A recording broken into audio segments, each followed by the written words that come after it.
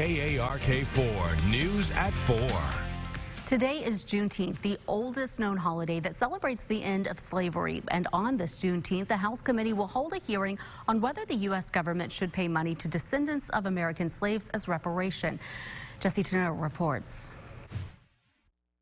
A national reparations policy is a moral, democratic, and economic imperative. As Black Panthers stood in silence outside, actor Danny Glover joined a panel in front of a House committee to remember his roots, the great-grandson of a former slave who was freed by the Emancipation Proclamation. Slavery was a crime against humanity, one whose impacts we as a society continue to grapple with today. Tennessee Congressman Steve Cohen and his colleagues revived a conversation that hasn't happened in Congress in more than a decade.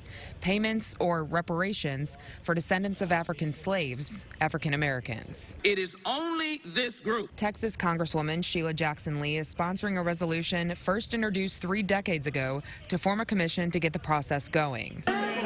A huge crowd lined the walls outside of the hearing to push it forward. We want the America that we talk about.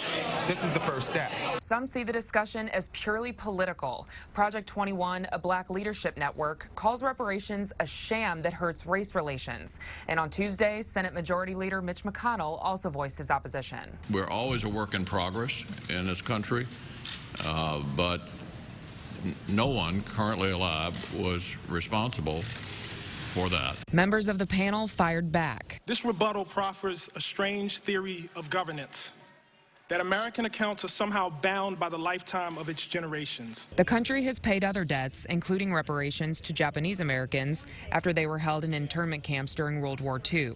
Now these Americans argue it's their turn. In Washington, I'm Jesse Tenor.